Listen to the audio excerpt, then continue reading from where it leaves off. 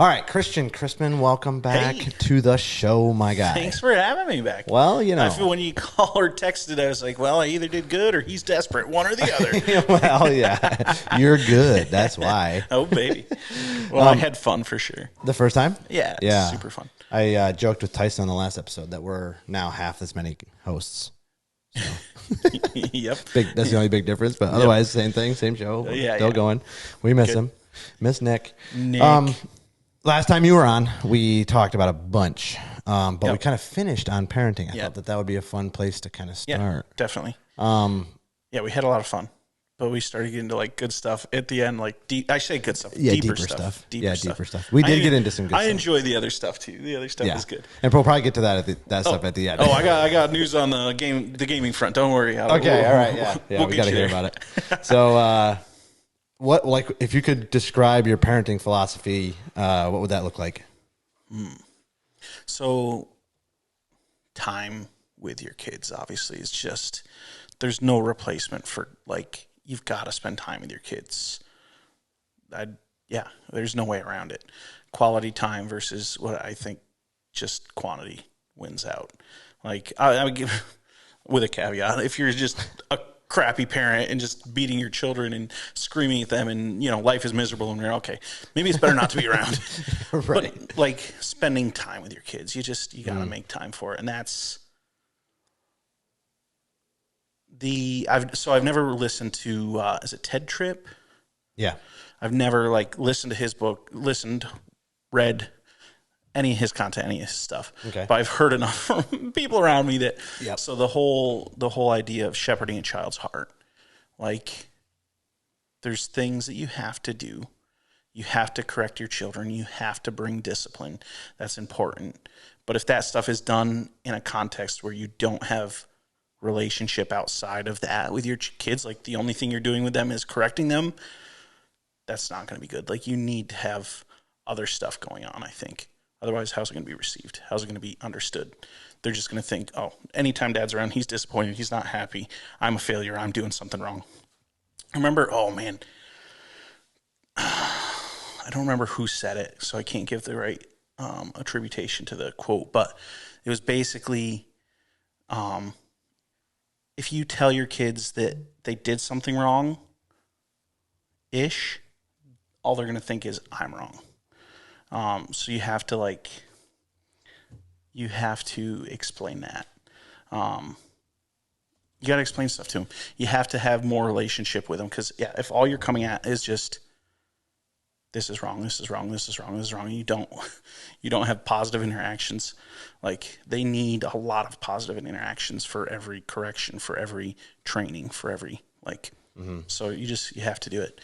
And then we talked about, I think one of the main things that we did kind of touch on last time was be consistent.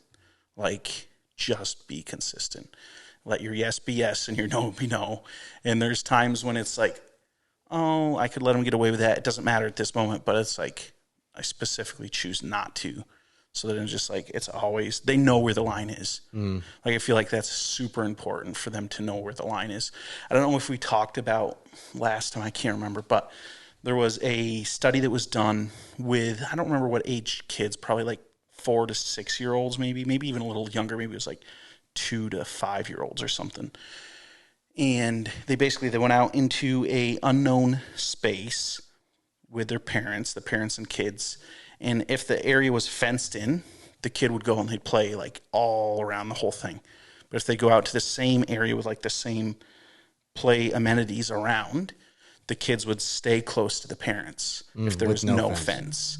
Because they didn't know where the border was. They didn't know where the edge was. And so like they were like more afraid and like staying close. And so that was in a physical space. But the same thing is true, I think, like emotionally. If you don't know what's okay or what's not okay, like you're not willing to like go up to the edge ever, because if you stray a little bit, something's going to happen, maybe, or maybe not, or maybe nobody's even paying attention. But if you don't know, you don't have that freedom to launch, I think. Right. And they have studies also that talk about, there's a psychological phenomenon where kids will kind of venture out a little bit and come back. Oh yeah. Venture out a little bit further and then come back. Right. A little bit further and come back. Yeah. Right. Yeah. So it's kind of what you're alluding to there. If somebody was a young parent, and because you're not a young parent anymore, got an 11-year-old. 11-year-old. Yep. So you've been doing it over a decade. Yep. It's crazy to think about. That is nuts. Yeah, it's crazy. Yep. Happens fast. If somebody was a young parent or about to have kids or thinking about having kids, what would be some of the best advice you could give? Yeah. Read. Like, find some books, find some material, find other people in your community that you trust. And maybe you don't even, like, I haven't necessarily sat down with a lot of those people and had conversations like, hey, why did you do this? Or how do you do this? But like observing, okay, these are things that I want, and watching, how do these people interact? How was it like, my friends were their kids growing up. What was their relationship like with their parents, and how did that look? Some of that stuff, just be intentional to think through what you want and how you want it to be. But I definitely, it's funny, I probably haven't read a parenting book now in a while, but certainly in the earlier years, like I read many, many books and just tried to get information. And I think it's important to look at what the Bible says. There's a reason that there's verses in there that are not popular about discipline. I remember having a conversation one time with a friend of my brother's that we were talking about discipline and about spanking, which is super controversial now. And this was somebody who was a Bible-believing person, but they were like, no, like there's no world, no universe in which you could spank your kid. And I was like, I mean, it's pretty clear in the Bible. Maybe I'm wrong on something, but I think I know and have a pretty good understanding what those verses are saying. And so to just totally disregard that and be like, well, there's no world where that makes sense. I'm like, that gets a long ways out of there for me. And I know that's a touchy subject with a lot of people, and how it's done can be very, very different.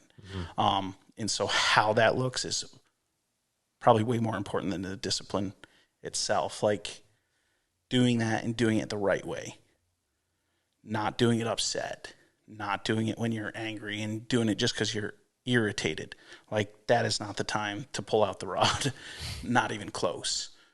But to have guidelines where your kids know, like, if I cross this boundary, like that is going to be the discipline. And the other thing is, I think people wait way too long sometimes to start introducing discipline and to start training their kids what no means. And every kid's different. Like there is a range, but pretty young, before they're 1 year old, they're going to be able to know what no means, and they will push that boundary. And so you have to hold it right from the very beginning. I think people make a mistake when they're like, oh, well, they're little. But wait until you're losing that battle, and now you're compounding. I think the problem is just going to compound and compound and compound till you get to the point where you're ready to handle it. But at that point, it's going to be a major problem. Mm-hmm. Versus, I think if you work really early on with the little battles, I think it's way, way easier. Mm. You're speaking more to spare the rod, spoil the child. And is there other references? I've never done a real deep dive on it, like contextually speaking, and even if there's metaphorical, there's different stuff. There's also in Proverbs, it talks about if a father loves his son, he'll chasten him. Those kind of things. And there's a few different spots. What does that mean, chasten him?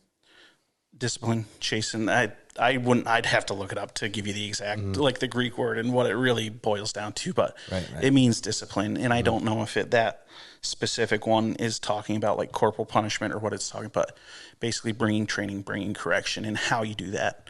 There's different things. But yeah, and I haven't looked at those verses in a long, long time. Yeah. So to know where they are and what they are exactly, I'd have to do little research to really be able to nail it down again. But I have looked at them. I've studied them out. I've looked at what the Greek words mean and the context and the stuff around it. Because I think I wouldn't know, but a lot of things in the Bible, there is definitely contextual misrepresentation. Yeah. By people in the church, by Christians, believers, and they kind of cherry pick certain verses, and then they're like, "Oh, well, this means this is now the way that it is." Yep. And that becomes a hard thing. I haven't looked enough into that part of it to know. Yeah. But you're right; it is a hot button issue and tissue. It's not a hot button tissue. It's a weird tissue. It's a weird tissue. But like, if you would go back 50 years, like standard procedure, right? Everybody. No, not everybody. Not just parents, right? Like schools, the teacher, doctors. Yep. I've heard stories of like. That's a little weird. Well, not that. Okay. I mean, like slapping on the hand because you weren't obeying in a doctor's office. Okay. Ask Grandma's there about that sometime. Interesting. But very mainstream stuff back then. Like that's just the way you discipline your kids. And it's just so different now. So, how does that change? I think the root causes of what you're talking about is exactly spot on. It's the heart that matters. Punishment versus discipline. Very different things. Right, which we talked a lot about the very first time. Punishment versus that's a huge. And disciplining as training, the heart is so important. Like you talked about shepherding, your child's heart, but like you also have to shepherd your own heart, especially in stuff like this, because it can be so consequential for children. Yeah. If you do it wrong. Yep. It doesn't take very long before like you can mess them up pretty quick. Yep. So I would love to do like a deeper dive into like exactly what that means. Like spare the rod. Does that mean a physical rod, or is it a metaphor for discipline? Yep. Is it? Yeah. Yeah. And I think there's a lot of different, and it's interesting. So I've read books where people were basically like, don't ever spank your kid. Okay. And I've gotten some really good stuff out of them. Mm-hmm. And I've read books where it's like, pretty much one of the only tools in their handbook is a rod. Mm-hmm. And it's like, there was some good stuff there, probably not quite as much takeaway, but there's a lot of good stuff there as well. Interesting. So I think some good nuance there. I like nuance, and we have talked about that with you before. I like to look at change the podcast into the nuance podcast. Yep. I like to look at both sides and listen to what both sides have to say, because how else am I going to figure out if all I listen to is one person, I'm going to get their opinion, and I might get it real thorough if I read 6 books from one person. But if I read 2 or 3 from one person, and one from this guy, and one from that guy, and one from this guy, and maybe I have that one guy that I really like the best, but I'm still getting other outside things. And I think that's with any area in life. If you're researching stuff, don't take one person's word on it. It's probably the only intellectually honest way to do things is to filter information out and broaden your intellectual horizon so that you can know what you're filtering in, know what you're filtering. And it's good exercise. It's a very good exercise for your brain to kind of filter out nonsense, filter out the truth, figure out what the truth actually is. Yeah, you can't just go to one source. One thing I have not done is specifically look for secular input on the matter. Now you're going to have to. So that wouldn't necessarily be a bad idea to do that. You mean more on like modern secular, or do you mean like just more of like the new way of parenting? Just secular, right? Yeah. Never discipline your kids from those people that are. Yeah, because there's plenty of that messaging out there too. I did read a book that was a secular author. It was very interesting, called Free Range Children. Okay. And that was very, very interesting. So that book basically starts out breaking down and looking at the statistics of kidnapping, and like the big thing with don't let your children roam the streets and don't whatever, because kidnapping. And that all kind of started as media became bigger and nationalized. Mm-hmm. And then there was the milk jug campaign and a few different things, right? That really made a big impact on people's psyche. And it's in your kitchen. It's in the morning. You're looking right at it. Here's the reality of the world. And then it was on, because you didn't news used to be, okay, you got a little bit of local news and a tiny bit of regional news and a speck of national and world news, the biggest headlines, where now about everything that happens all over the world. And so as that was happening, and with kidnapping, there was a time where that was the best ratings that people could get on TV news shows, was talk about. So even though it's crazy rare, every time it happened, it was huge news, and they talked about it, and it was a big, big thing. And part of that was the hope of maybe getting the word out there so that somebody could see the face of this kid, and so that Like, I don't think it was all just negative intentions on the news and the media side of it. I think they were like, if we can help spread this story, maybe this person can be found, which is admirable. But the whole idea was, if you look at statistics from then through now, your kids are safer and less likely to be abducted now than ever. Mm-hmm. So why do we not let our kids do stuff and kidding. go places? Wait, and how recent was this? This book written? Yeah. Definitely since 2005 to 10, somewhere in that range. Probably. So you'd have to look it up safer now than they were like 30 years ago. Back in the 60s. Okay, yeah, it's like 60 years ago. And that's not the perception. The perception is like you can't let your kids talk to strangers. The other thing, which I kind of already knew, like when kidnappings happen, the vast majority is a kidnapping by another family member. Mm. Like your kid just randomly getting picked off the street and taken. Yeah. Rare. If you're worrying about that, like put your kids in a little padded box and don't ever let them out of the house, because putting them in a car and driving somewhere is way more likely to ruin and end their life than a kidnapping is by like margins. I wish I could remember. He specifically talks about, or actually he or she, I don't even remember if it was a girl or a guy that wrote it. But they specifically talked about, how worried are you about your kid getting struck by lightning?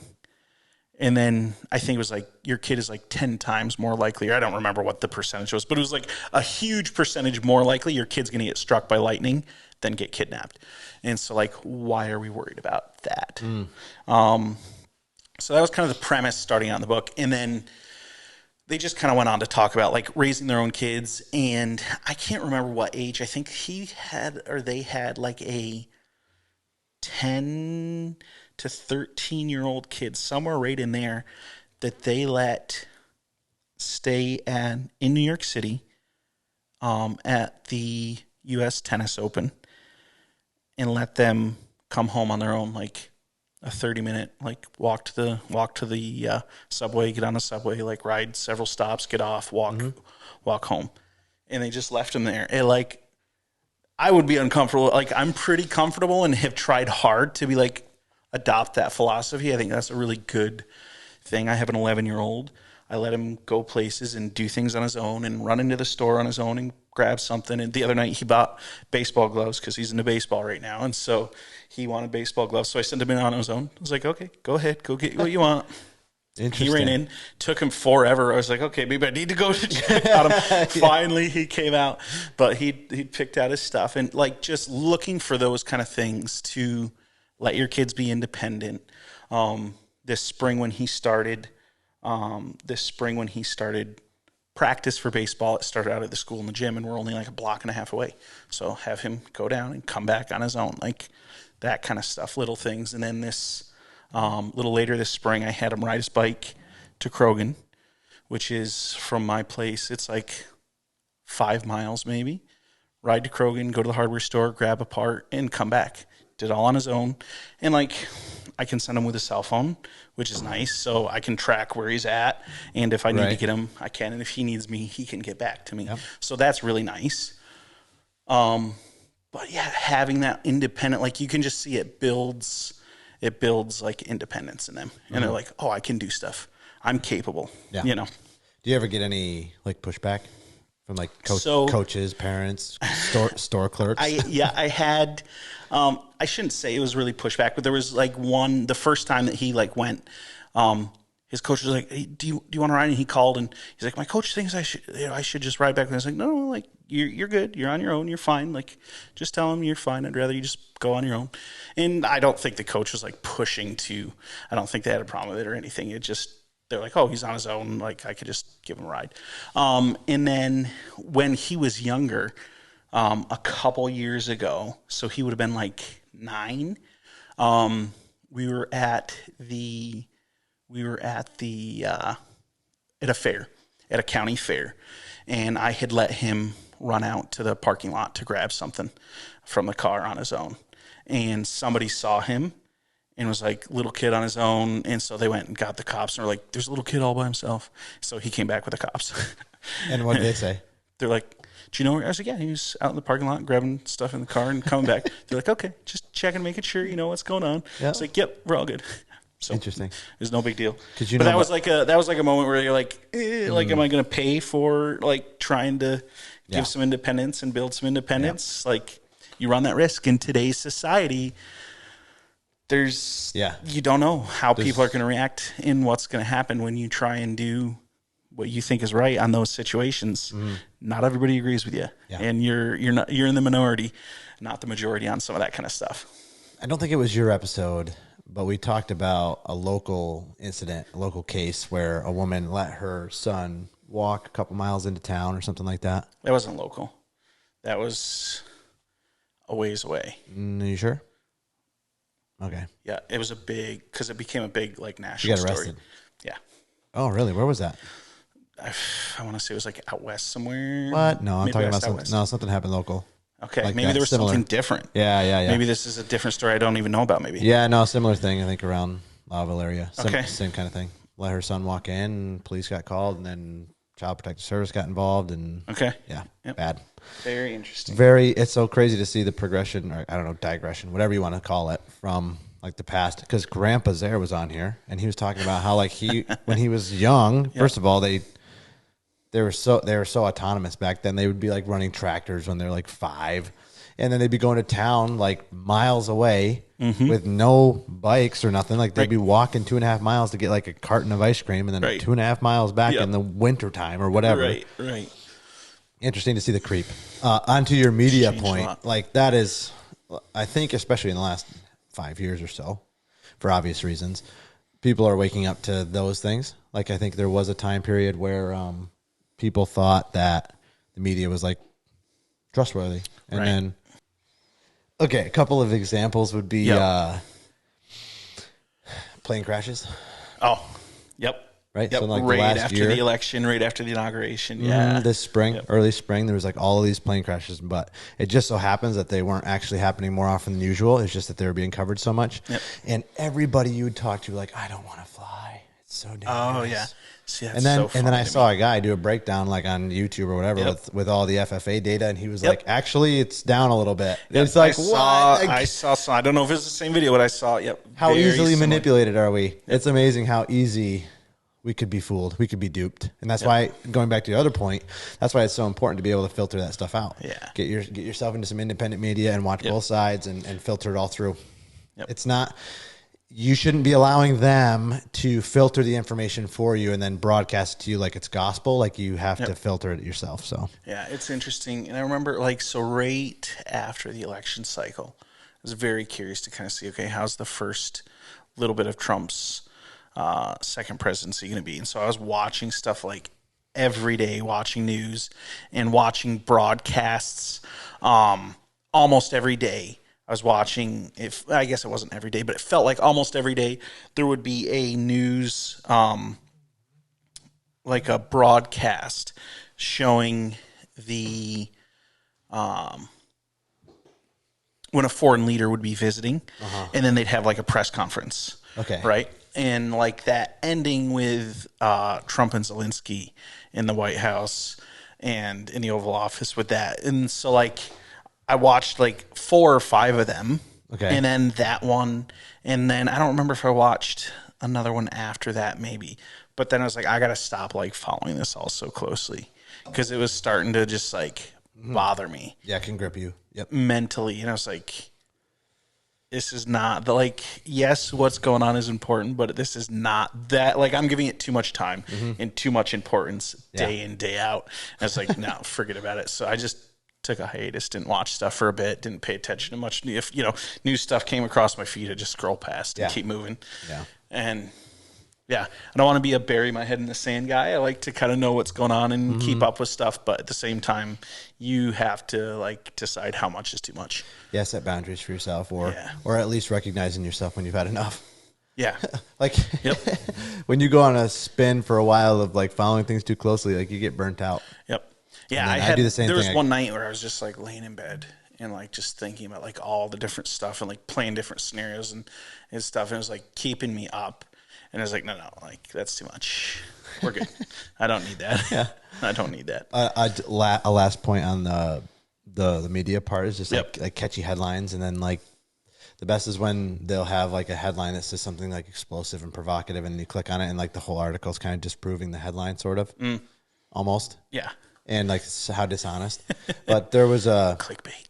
There was a shark attack one time down in Florida, I think it was. Okay. And then the next year we were in Ocean City. And for whatever reason, they had been broadcasting about like shark attack numbers near the coast and all this stuff. And the one news anchor was like, did you know that 99% of all shark attacks happen within 100 feet of shore and on humans? Yep. And everybody's, if you don't read into that, you're like, wow, oh my goodness, that's a lot. And then my brother-in-law, Nick, who used to co-host here, goes, that's where all the people are. That's where 99.9% of people are swimming is within 100 and I feet remember of the coast. like not thinking that far into it and being like, oh yeah, yeah, I guess it turns out. Not that many people are going farther out than that. I mean, there are some do, obviously, but that's funny. Well, shark attacks on people happen where the people are, not necessarily where the people don't the sharks usually across the ocean too often, so I just thought that can't was get so at them funny. too often. Yeah. Yep. But no, I like the building resiliency in your kids. Like super important. You can see the kids who have never had any of that in real time in the real world really struggle. Like I don't have a clue what I'm doing. I am completely stagnant. I don't have direction. I don't have purpose, and I don't have competency. I don't have skills. Right. Like, no confidence to be able to interact with people or like figure stuff out or like, I'm right in that phase right now with Champion. He's 11 and all the time, like giving him tasks that are like, I'm not even sure he's going to be able to do this task on his own, but give it to him and let him try it and take it. The other day, he shocked me. I told him to go restring the weed eater, and I told him, just go. He's been weed eating. That's a new development as well this spring. He's starting to weed eat, and so he ran it out of string. Comes in, he's like, "There's no string, so I can't do it anymore." I was like, "Okay, well, go put string in. The string's over there. Refill it." And he's like, "I don't know how." I was like, "Well, you've got YouTube. Go on YouTube, watch a video or two about it. Figure it out." As I was heading to work, and so I wasn't going to be around. So I figured I would get a call, saying, "Well, I couldn't do or whatever." And instead, in a couple hours time later, I called back home and I was like, "Hey, what happened?" And he's like, "Oh yeah, I got it. I figured it out. I got it done." Wow. Elizabeth had helped him and watched some videos and stuff, pull up the videos and kind of do the research. But like pretty much he and his sister, 7-year-old sister, figured it out, got it done, got it restrung. And now the next time that it went, he messed with it and tried to figure it out and just couldn't quite get there. So I had to go back out and help him and show him, okay, this is how you do it. Remember, you have to say, blah, blah, blah. Yep. And so like, it's not like it's foolproof, but he's learning that, okay, like, I can figure out how to do this, and I don't know.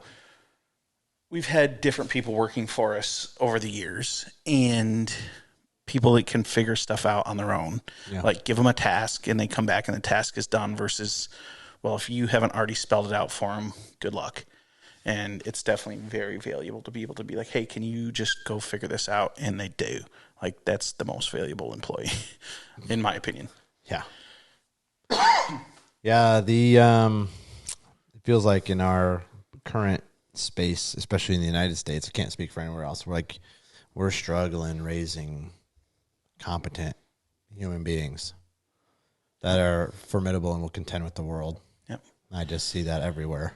Give them challenges. Yep. Give them challenges. How much challenge? A little more than they can handle. It's like, yeah. Same thing. Do you have an example? Aside from that last one. I'm not going to send my 4-year-old out to try and restring the weed eater, right? So what stuff am I working on with him? Go pick up the room.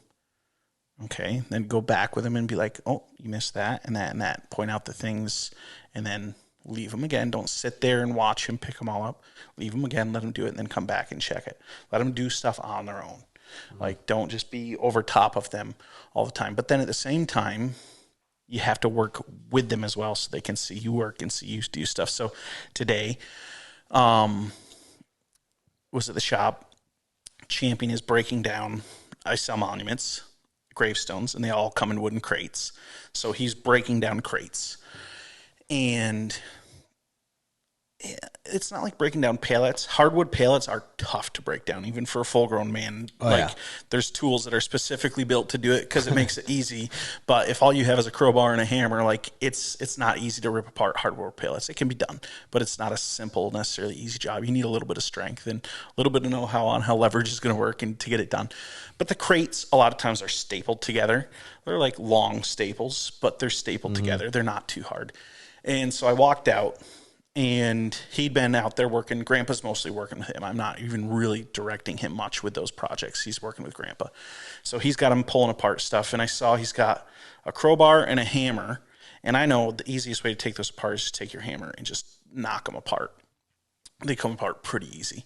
And I saw him like trying to tap on the crowbar. And I'm like, let me show you. So I grabbed the hammer. And in 25 seconds, I have the whole thing dismantled. I was like, how long was that going to take you? 5 minutes? 10 minutes? He's like, yeah, probably. It's like, you don't need two tools.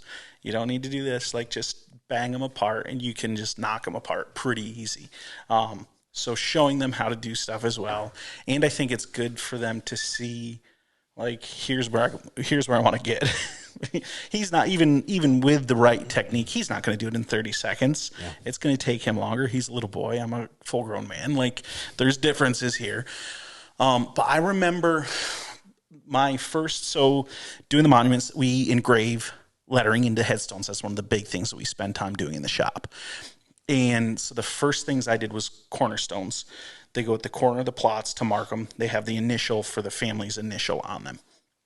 So you normally get a set of 4, one for each corner.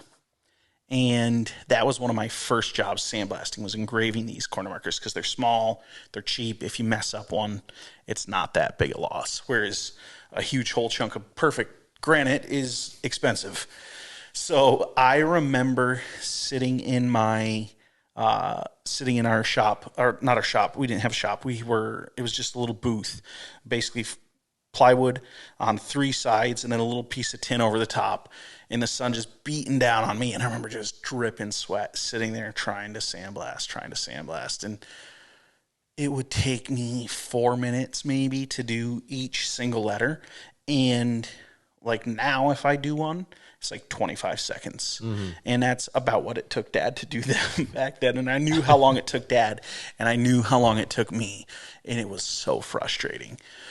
And I remember sitting there, and you get hot and you get tired, and you're running through sand the whole time. So then you have to stop. You have to reload the hopper with sand, turn everything off, take your hood off, take your mask off, take all your gloves and your stuff off, and refill the sand, and then put it all back on again. You're already stinking hot, and now you're putting a hood on and gloves in the middle of summer. Uh-huh. It is not fun, and it is not comfortable. And it just like, it is ingrained in my head, like that experience.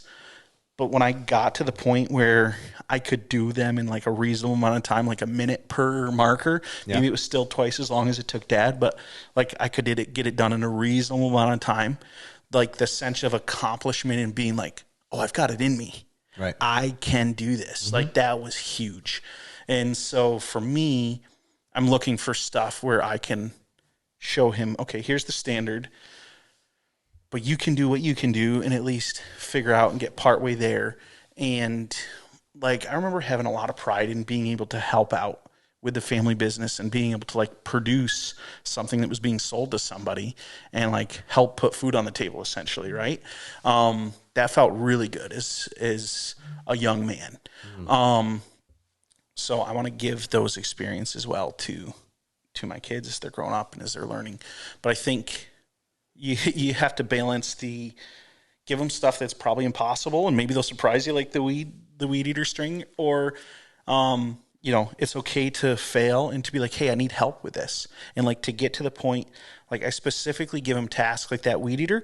I wanted him to like work at it, push him a little bit, and then be like, okay, I can't do it. I need help. And to be able to come then and ask for the help you need. Mm-hmm. And cause that's like advocating for yourself too, right? Like you have to be able to know when like, okay, I'm cooked. I need somebody else. Right. That's important as well. So that's why I think assigning tasks, not all the time, but sometimes that are like farther out than you think they're really going to be able to do.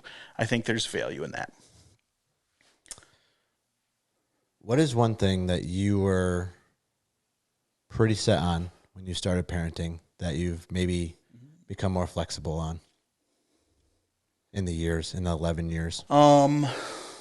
Early on, I felt like it was really important to breastfeed. Interesting. And that did not go well with our first one. Okay. And so very quickly had to be like, okay, nope, that's not going to work. And Champion was bottle fed and Zoe was bottle fed, and then the last two breastfed. So I don't know, it's not like a discipline or a whatever issue, but it was definitely something that like Elizabeth and I both felt very strongly about, and just didn't work. We tried, she tried very hard, and it just, didn't work. That's the whole story. I could get into all that. So we had a natural childbirth with a midwife, not in a hospital. For the first one? For the first one. Whoa. In 2011. Bold move, Cotton. 2011, 2012, 2013. Whew, got my dates mixed up there. Probably around 11 years ago. Around 11 years ago. Yep. So 2011, not many people doing that. Basically, so this was a Mennonite lady that, did a lot of it for Mennonites and for some Amish and stuff. And so that's where we went for our healthcare for our first one. Now, Elizabeth comes from a family who had, like, her mom had all of her kids at home. So she was born up at the cottage. No way. And I think a few of them were born at the cottage, and then a bunch of them were born just at home. Okay. So she was probably more comfortable with that than I was in some ways, but I wasn't too uncomfortable with it. Mm-hmm. It worked great. It was wonderful. She got induced using castor oil, which I don't know if you've ever heard of castor oil. Mm-hmm. And like have you heard people being induced using castor oil before? Yeah, possibly. My wife would probably know better. I was definitely like this. There's no like, this is some old timey stuff. It's not going to work. She gave her the castor oil and like started the stuff, and we had the kid like 14 hours later. Oh. Yep. From like, she was not in labor when we started the stuff, but it was special. What? But the natural induction worked. No hormones, no progesterone, none of that stuff. Not progesterone. So what was the main motivation behind wanting to do it that way versus a hospital? So I like the idea of natural, and money was a big thing. So she was an immigrant. From Canada. From Canada. Hence the ridiculous Toronto Blue Jays hat. That's right. It is her fault, really. You're in Yankee country. It's true. Yep. I said I was a Yankees fan when I was a kid, but I never cared too much. But yep. Oh. So that's a whole nother story. We can get to that after. But anyway, so she was from Canada, so we did not have health care. And this is very interesting. So I definitely have strong opinions on like some of that kind of stuff.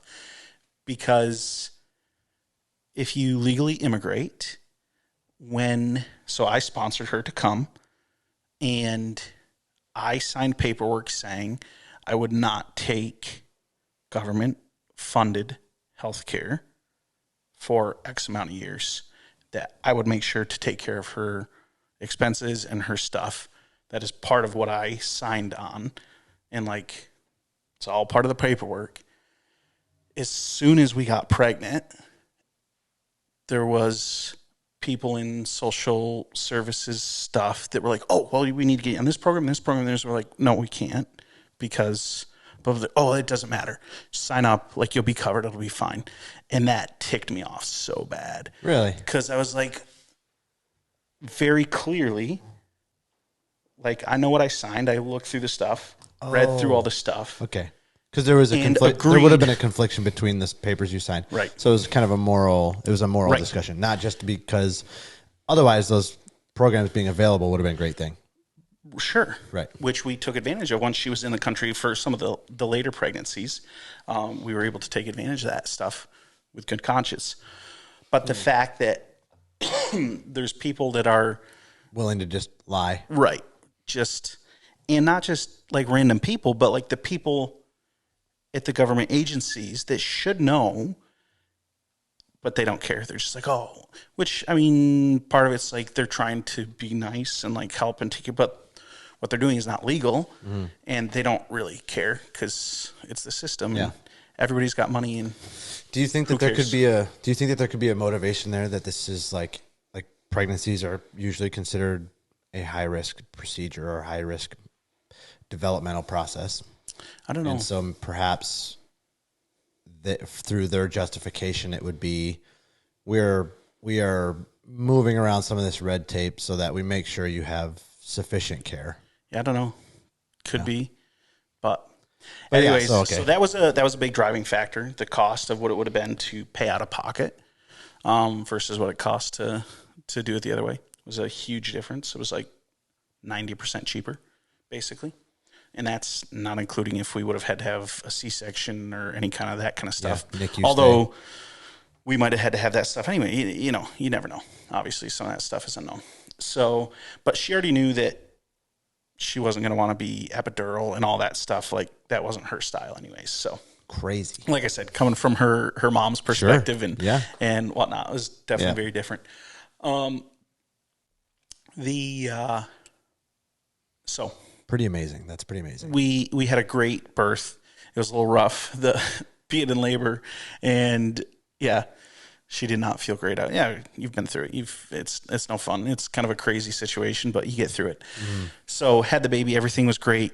Buckle him into the car seat, take him home, and like that's a trippy experience, right? Like, man, just walking out. The car ride obviously home. The hospital, but for me it wasn't a hospital, but leaving and just like, dang, there's nothing that can prepare you for that moment and like that feeling of like excitement and terror all at the same moment. Like, holy crap, right? Right. Like, there's a little bit of that too. Like, there's a small bit of that when like leaving the reception after getting married. Yeah. Of like, oh, okay, like I'm responsible now for me and for my wife, and like taking care of her needs as well as my own. Like, things just got real by design. But at the same time, like, so excited and like so amazing, and like this is what I've been living life for, like to get to this point, all like and mixed terrifying, all mixed into one bucket, right? So, anyways, get home, working on breastfeeding, and he was just super, super whiny all the time, and everybody was trying to. So for the first like week, he just was like, nonstop crying. Yeah, he wasn't getting food. Right. So, but everybody was like trying to be encouraging, like, you're doing great. Like, babies are hard sometimes, you know, like some babies are harder than others. Like, everybody was trying to be super positive, super encouraging. Mm-hmm. He wasn't getting food. And so finally we had a doctor's appointment 6 days later, and his birth weight and his weight that day, like, it was a significant loss. Mm-hmm. And so the doctor was like, immediately like, okay, we're going from the doctor's office straight to the hospital. Right. And from there went from Lowville to Syracuse. And then he was in Syracuse basically another week. So our first week was at home with a screaming baby. Our second week was in the hospital in Syracuse. Great start. It was not a lot of fun. But that was like, okay, we don't need to breastfeed. The bottle's fine if that's gonna gonna take care of what he physically needs. Like, that went out the window very, very quick. Yeah. So there was my very long story of like, here's one thing that very quickly changed. I think like I was going into it too. After. I was probably thinking more like philosophy wise, but I know. Honestly though, like that's a great example because a lot of people come into big things in their lives with very hard set notions of how it's going to go and hard opinions. And sometimes like if you would have just held on to that for longer, like it could have been a real problem. Yeah. I don't think he would have made another day. 24 more hours, he would have died. No kidding. He would not have made it. He was just malnourished. Yeah. Yep. That is hard to know. Our second was, the milk didn't come in for like a day or two after. Okay. Which they had thought that it was, and it wasn't, and we were wondering why she was so fussy. And so you experienced just a little bit of that. Yeah, right. Yep. And actually, our first was, and I'm the same way. Like, ideally, breastfeeding, great. The data shows that out. It's a little bit better, whatever. But with our first one, she had really bad reflux, and we didn't know why. Had some indigestion problems, and so we kind of shifted away from breastfeeding. Maybe because maybe she's not able to. Maybe she's a little lactose intolerant, whatever it was. So we tried formula, which was right in the middle of the formula shortage. Oh, when there was literally none. Yep. We're talking 2022. I didn't have any kids that were on formula at that time, but I remember hearing about it. My sister had a kid that was So 22, there's nothing on the shelves, nothing. Yeah. And we're having to experiment. I remember her driving around to Syracuse and really all over the place trying to get. Yeah. It was crazy. It was bad. And the worst part was there's a lot of people in your situation that absolutely have to have that. Yeah. And you wonder how dire things have to get before. Yeah, that's a whole nother thing. Yeah. But and I remember going through that process and being honestly, preconceived notions mean nothing when it comes to the health of your child. Yeah, you do what you gotta do. You do. Yeah. You do what you gotta do. On that point of COVID shortages and supply chain disruptions and whatnot. Remember how crazy people went about toilet paper and paper towels? That stuff drove me nuts. I refused. I just had to highlight that. I refused. So I remember going to the grocery store because we were out of toilet paper and going back and getting one package like I always did. And thankfully, the day that I went, there was a package there. And so I got it and I took it home. And I remember getting to the register, and the lady was like, you can get 2, right? And because there was a max, you were only allowed to get 2. Oh, okay. But she's like, you can get 2, right? I was like, no, I know. I'm not playing into this. Do you want to go back and get another?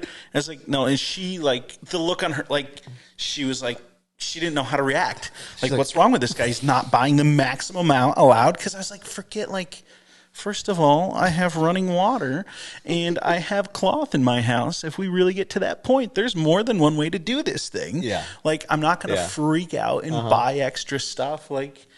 For why? There's somebody coming later today. If I buy 2 and everybody else buys 2, what about the guy that gets off at work at 7:30 and needs it now that it's not there? And obviously, I know my not buying 2 and saving 1 extra package probably isn't going to help, but it's the philosophy. Yeah, just for the morals of it. I'm not gonna panic.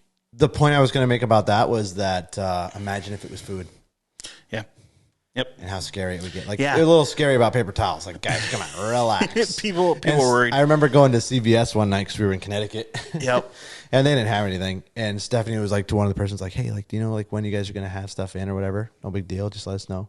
He's like, actually, the shipment just came in. And almost got some we side hustled it. Yeah. Okay. That's funny. But I remember thinking that people are starting to panic. Yeah.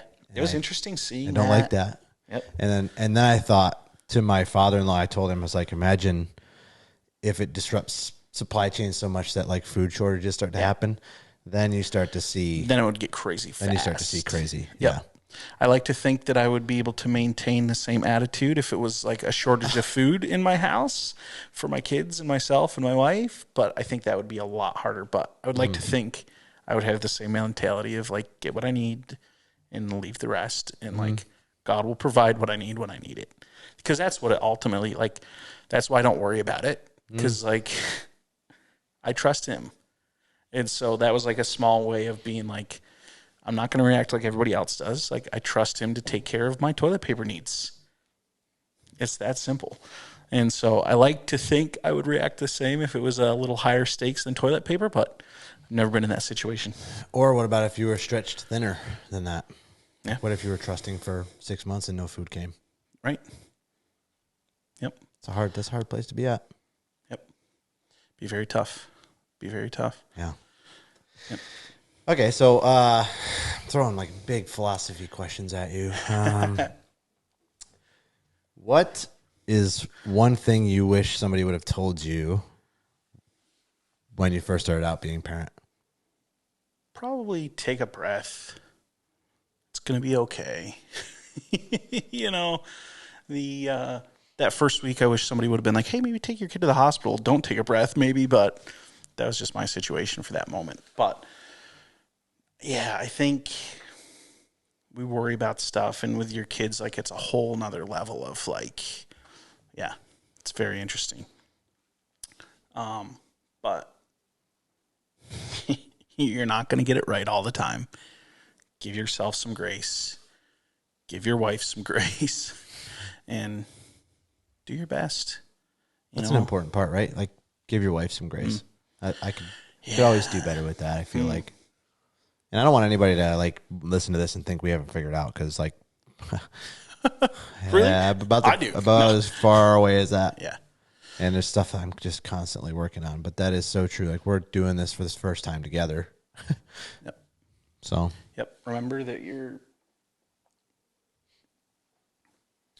might have come from different ideas of doing stuff, but then it's a strength that you have different ideas. Yeah. And so rather than being like offended by or shutting down an idea, like, take it to heart, see where it comes from, and see, is this like better than what I could have done? And sometimes it is. There's no doubt about it. We like to put things in boxes and figure them out and have right answers for everything, but the truth is that we don't really know anything. Yep. And you definitely don't know anything that you're not going through yourself. Yeah. Yeah. And I have strong opinions, and I think I talked about this a little bit. Let's talk about your strong opinions before. But you have to be careful about judging other people and how they're doing and why they're doing and what they're doing. And it's hard. That's hard. In every area, whether it's in politics or whether it's in parenting or whether it's in, business or how you do this or how you do that. Like, people are probably trying their best. And just because they do it different than you do doesn't mean that it's wrong. Different does not mean wrong. And there can be two right answers for the same question on life stuff.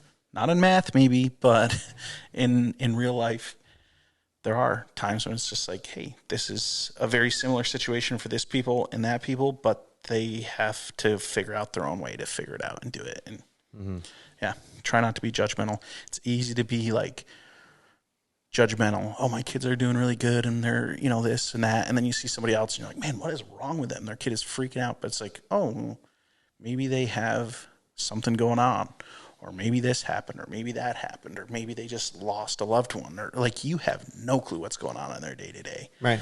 Yeah. It's a good perspective to have, to kind of zoom out a little bit. Episode 58, my mom was actually on a little bit after. Looking forward to that one. Yeah, a little bit after Mother's Day. Yep. And she mentioned this exact thing. I think it was actually Tyler, who's my older brother, her second oldest son, told her at one point, there's not always just one perfect answer. Yeah. So sometimes a perfect answer for you isn't a perfect answer for me. Yeah. Or a perfect answer for me isn't the perfect answer for me that I'll need a month from now. Yep. And it could change. Yeah. And it's just like what we were talking about with discipline before too. Like, I know families who never spanked their kids and turned out great. Yep. And I know people who've, on the inverse, who have, and their kids turned out great. Yep. So. And I know people who spanked their kids and the kids didn't turn out. Like, there's. Right. Yeah. Yeah. There's no like, if you're looking for the magic bullet, the magic answer, like, good luck. Mm-hmm. Humans are humans, and human nature is not great. Yeah. There is sin in the world. People are going to choose bad things. Yeah. And the default position usually is, how can I make my life better? And I think that's how some people judge others by. It's weird. It does seem like the default position is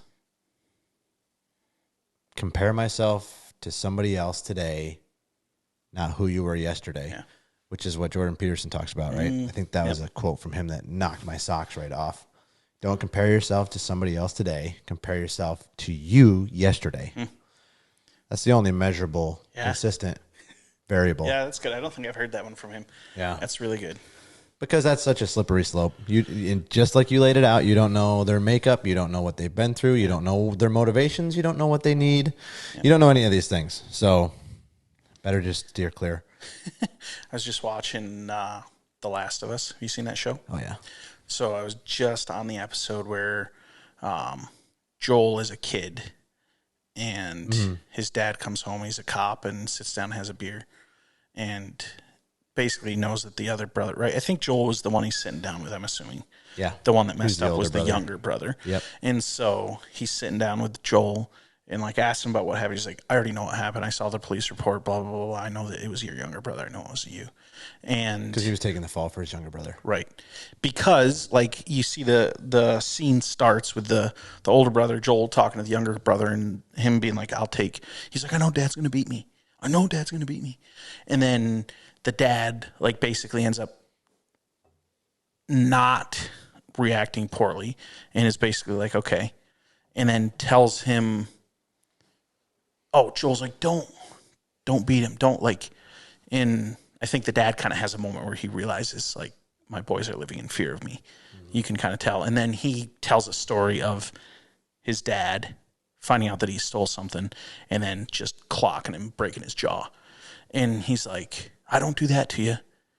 And I think I do a little better than he did. And you guys are going to do a little better than I did. And it's like, ooh, that was a moment for sure. Because it's like, hopefully we're taking the good things that our parents taught us and taking and stepping up to that level and then beyond. Yeah. And that's the goal, right? Generationally, if you continue to just do a little bit better and a little bit better, everything is going to just exponentially get better. But yeah. Yeah, the line in that episode was like pretty profound. Yeah, it definitely hit me last night when I was watching it. It was very interesting. Yep. Yeah. We are so blessed to be, you and I both, to be, descendants of a lineage of men who showed up and who cared and who were intentional about raising their kids in the way that they thought was best and investing in their kids. And yeah.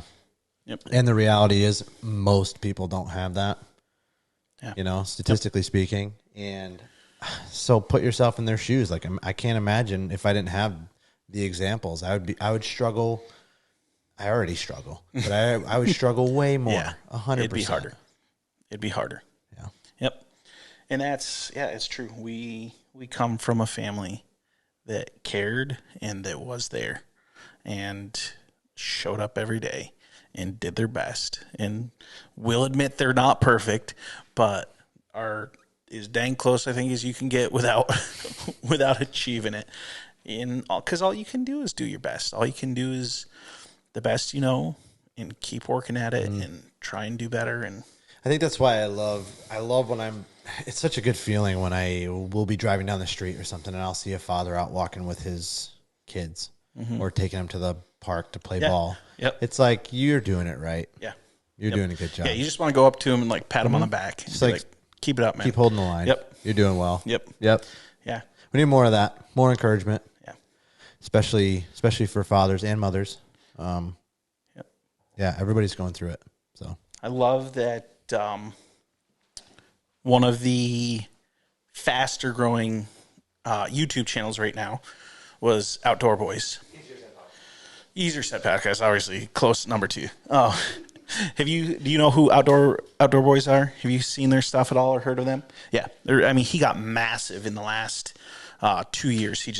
Really since COVID, he just blew up. But he'd been working at it for like 8 years, 10 years, something like that. I think a long time. And so he just announced that he's getting done. I saw that. And yeah. Oh, dude, great channel.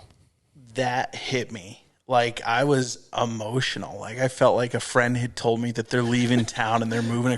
That was crazy. I was not expecting. Like, I saw the title and I was like, oh no. Yeah. And I was like, because I know the channel good enough to know like he's not going to clickbait. Like, as soon as I read the title, I was like, oh, he's getting done. I wasn't surprised because he had already cut back from doing every week to every other, and so it wasn't shocking. But like watching just his little 4-minute thing, just being like, had a good time, but I'm just not going to do it anymore. And I was like, oh man, like it was so bad. And I always watch it with Champion. And so that's a cool thing to watch with him. Yeah. I look over and he's kind of like, rubbing his eye a little bit. It's like, feel a little emotional, bud. It's like, yeah, it's okay. Me too. Time to watch reruns. Yeah, me too. And then I felt very vindicated because for the next while on my shorts feeds and different stuff was just different people reacting and being like, there was just a bunch of like funny videos of like you know, this ruined my life, or like, you know, just like taken to the nth level. But like, clearly I was not the only one that was like emotionally sad to find out that he wasn't going to be putting out his content like he normally does. Yeah. But I loved it. Like, that was so popular because it's a lot of it is him with his boys, like doing boy stuff, and like mom's around, but just good family values on display. And like, you could tell people are eating it up. There's a reason it went from, when I started watching it, he was, I think, at like 2-ish million, and he went and grew to like 4 or 5 million. And then in the last, I think, 18 months, he went from like 5-ish million to like 13 or 14 million, something like that. 16.1 now. Yeah. That's because that was like 2 months ago. Wow. So he's still crazy. Yeah. For anybody who doesn't. But the fact that it's growing that fast, like, just tells me how much, like, watching that stuff. And that, we can't all take your kids on crazy vacations every other week. And, you know, our job is not YouTube fishermen and taking my kids on adventures. Okay. But at the same time, like, it calls you up. It's like, okay, like, are you doing stuff with your kids? Are you being intentional? Are you making sure to be out doing recreation kind of stuff with them? It's important, and it's good for them. And watching that stuff definitely, like, inspires me to be like, all right, I got to step up my game. For anybody who doesn't know, Outdoor Boys is a guy who actually kind of, like, he was working at it, but he had a job. What was his job? He was a teacher? He's a lawyer. Yep. That's right. He was a lawyer and started doing like these outdoorsy. He started it was a fishing channel. Okay. So his original channel was catfish and carp, and he was basically catfish and carp fisherman. Wild. And that was his main thing. And he grew that one to, I think it's maybe around 2 million-ish. That one didn't grow past that.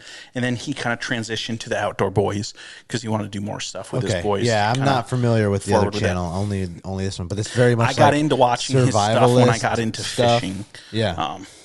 Yeah, he would be the kind of guy who's like, oh, it's -40. Like, it's time to go out and camp. Yep, let's go. And people eat that stuff up, man. Yeah, but I think there's a deeper reason to it. It's like you said, like, number one, it's outdoors. Yep. Great. It's skills. Yep. Great. It's family.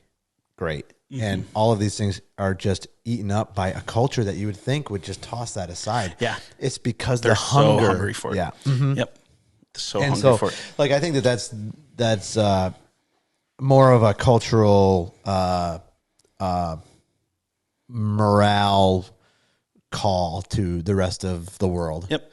A lot of these super, I would call them wholesome channels are doing really well. Yeah. And great. Yep. People because if you're not going to get that messaging, and the truth is most people never got this messaging. So when they find it, they're there for it. Yep. Yep. It's good stuff. And yeah, obviously he worked at it for a long time, and he got very good at it. And there's a reason his channel was growing. You know, his editing and his videography and just his humor and his stuff was, you know, it was good. But I think there's definitely a deeper thing there for sure. Yeah. Yep. Which is good. 2.67 billion views on his channel. Dang. With only 489 videos. So what does that average out to? A lot of views. A ton. Millions every time. It's crazy. If I can go to the oldest one. So even his oldest one 10 years ago probably has residual views from the following he gained later that went back and watched them. But there's always going to be people that go through and watch everything. I haven't watched every single one of his videos, but I've watched You've watched a lot more than me. I've watched a lot of them. Yeah. But even, 8 years ago, so 10 years ago, his son is on there. Yeah. He's working with his son. He's riding with his son. They're in Alaska. And then there's like knots. 8 ways to tie knots the best way. Yep. Yeah, he did all kinds of stuff. Yeah. It's very interesting. And obviously, doing YouTube and being YouTuber, like the not the science, but whatever behind watching a channel that grows, and why do they grow and how do they grow, and like seeing people that like work at it for years and years and then find success. I would like to see the graph. Like I would like to see how long it was before. You can go in and look. what is the name of the site? But there's a site that will track basically every channel. I've seen that before. And it'll show you what they think revenue and stuff is, but they're never right. They're always way off, but it's a guess. Right. But it will show you the actual, like, what years, how many people, and like where it's at, how much it's growing right now. Right. What the last 30 days has been. Like, it'll give you numbers for data for like every YouTube channel. You can go look it up. I pretty much you can do it on your own too. I like to see the curve. Yep. You know, like I'd like to see like did he have no views for 5 years and then no, he had views right off. Like I think he grew because it was his second channel. Okay. And I think he grew it from nothing to like 1 million. Yeah. In a relatively short amount of time. Like, I don't think it was years and years. I think it was maybe a year or two. I'd have to go back and look. I'm not that familiar with it to know quite exactly, but his other channel, he'd been at the other channel for a few extra years already and had been successful. It wasn't like the other channel wasn't successful. It was. Okay. Yeah. So, my father-in-law watches those, and then that's kind of how I got introduced to them probably a couple years ago.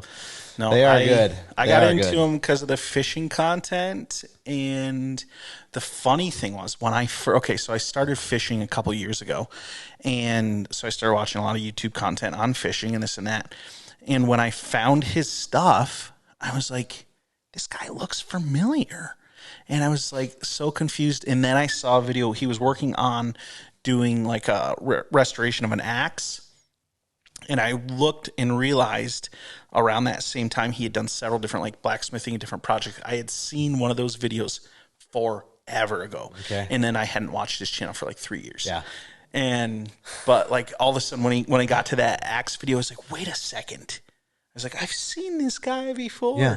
And looked back and I could see on my thing because I'm logged in and it shows you what videos, like how far you've watched in different videos. I could go through all his videos and go back, and I could look at one that I knew that I had not watched recently that was all the way watched through. That was one of the Axe videos. It's like, okay, this was him. It was so funny. Like all of a sudden it clicked because at that point I'd probably watched 25 more of his videos recently. And then I saw that video. I was like, wait a second. I saw this guy forever ago. Yep. That I had. It's funny. Yeah. We wish him all the best. Yeah. Going out into whatever he's going to do next. Or, it's interesting. I know he's working on his son's channel, and I think we'll probably see a lot more from that. Yeah. It's a little different. Me and Champion just watched his son's newest video. Yeah, I mean, it's definitely different. I can appreciate the workload. I mean, forget being out there and recording and having to batteries and remembering cameras and angles. Can you imagine? A lot of the stuff he does too is like the weekly videos, how crazy those adventures are. And they're long edits. Edit them. Yep. Some of those videos are 40 minutes long of like highly edited content. Mm-hmm. Like how many hours and hours of footage you just have to go do through. It full time. It's crazy. It has to be your only he was thing. Yep. I bet he was full time times 2. I bet he was putting 60 to 80 hours in. I can almost guarantee it. Yeah, it's amazing. And he does like a lot of the vlogger stuff. Like he'll put his camera down and then he'll like walk by his camera and then like, I got to run back and grab the camera. Right, that like takes extra time and effort. Yeah. It's not just going for a hike. And you learn like cinema. Like you learn like I'm telling a story. Yep. Here's the angles that I want. Here's what I want to portray. Yeah. Here's all the he got very good different at that. details. You can see if you go back and watch like his earliest videos versus like the last videos he put out, like you can see like somebody growing in their craft. That's always fun for me too, like watching. 10 years, man. Yep. May 4th, 2015. It's wild, and good for them. Good old outdoor boys. Okay, well that brings me to a kind of good segue then. Yep. Thoughts on screen time and technology for kids? Ooh, man. So here's where I feel like I have no clue. I feel like I'm like stumbling around in the dark trying to figure it out because I am not sure. Okay. I've got Champion is set up with a email, and he has one of our old phones that he has his email stuff logged on to and whatnot. So it's not his phone. I'm very clear. Okay. He says, can I get on my phone? I'm like, you mean my phone? Right. It's not your phone. But he has that there. And just recently I've been like, okay, you can use it. You don't have to ask. Right. But I'm going to be monitoring, and I will tell you you're done for the day or you're whatever. I said, I would rather not ever have to tell you that, but I'm going to be watching and paying attention, and so is Mom. And immediately it is addicting. Oh, yeah. Yeah. Oh, yeah. You want to be on it. So it's a thing. And our generation is like, I don't know. Like we're really the first ones navigating it. Our parents, I mean, I would say, I guess it depends on where you fall, like as far as millennials and all that goes. But like when I went to high school, like I had a flip phone that had minutes on it, and it had like. How old were you when you got your first cell phone? That was like your cell phone. 16. Okay, maybe that's how old I was too. But like didn't have internet. Which is, like it was a flip phone that had minutes on it. Yep. And maybe you had contacts from like you could high probably school text kids. Though, right? You could text. Yeah. Did you have unlimited texting right away? No. Okay. No, it was minutes. Text. Yeah, dude, it was like. Yep. Yeah, it was bad. Okay. Like by today's standards. Yeah. Right. But like, as far as the smartphone goes, like I feel like our generation is the first one being like. Certainly for kids. Like we need to kind of keep an eye on this because this could go haywire so fast. Yeah. And you're seeing that, like you're seeing that in all the data for bullying and forget the content that's online that's at every kid's fingertips. And like, I just think there's probably a pretty strong argument to like almost none for like, I don't know, until you're at least 14. Like as far as texting and internet is mostly what I'm talking about. I'm not talking about like email or whatever. I'm talking like unfettered access. Like when do you give them their own thing? Right.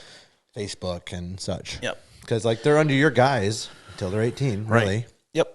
And that's, I wish I had the answer to it. I wish somebody had already written the book and I could just be like, all right, here's the plan. You have to read the book. Or you have to write it. Yeah, I might have to write it. I feel like the issues all come down to self-control. Yeah. Like that's the base issue, right? I wish I knew how to do it perfectly. Except for when it comes to Easier Said podcast, they can watch as much as they want. They should watch a lot of that. Hey, Champion watched the whole episode the other day. I can't remember which one it was. What a buddy. But yeah, he was at the shop working, and I was like, shameless plug. You can listen on my to own show. Yeah, you can listen to a podcast. I think he'd listen to part of it with me, maybe. Nice. And so then he's like, "Can I listen to the rest of that podcast?" I was like, "Yeah, go ahead." I like that. Yeah, he was listening. But yeah, it's dangerous. It is dangerous, and so I don't want to like not give him any access because I know it will happen if you don't have any access to. You're like, okay, now you're off on your own and go make your own decisions. Like, that's not good. We've seen what happens. I've seen that in people who have super sheltered kids in other areas of life, kids that would have been contemporaries of mine growing up, and what happened when they got out of the house, when they were like in the house was like 100% still restricted up to 18 years old, and then they're gone, and they're just like, and right like the deep end. Yep. Yeah. So I know that I have to do something to introduce it and give it some space to grow and to make mistakes when they're little. Yeah. And help be able to correct them. So that's where I'm kind of at with it and trying to figure out. And I don't know what the right thing is for that because it's probably the best answer that I've ever heard. I actually like saying I don't know. I'm thinking it day by day. I have no clue. I am thinking about it a lot, praying about it a lot, and trying to communicate with him a lot and be like, hey, this is like a major potential issue for you that you've got to figure out, and I'm going to try and help, but I don't really even know. So I'm going to work on this with you. Yeah. And be open with him about it. Yeah. Could it be that we don't even know? Like we know what it is. We know what it can do. Yep. To some like cursory knowledge, but like downstream effects, look, man, technology can destroy you. Yeah. You can become so addicted and so out of touch and so driven by the next click. It's scary to see. Yeah. I mean, dude, my 3-year-old can like swipe. Yep. Probably my 1.5-year-old, to be honest. Yep. Scary stuff. Yeah, it's. How do we navigate that? I feel like it's uncharted. Yeah. And gosh, I mean, the more that I think about it, the more I'm just like, nope, nothing, none. We're gonna go back to the Stone Age. Shut her down. Let's get a horse. We're all Amish now.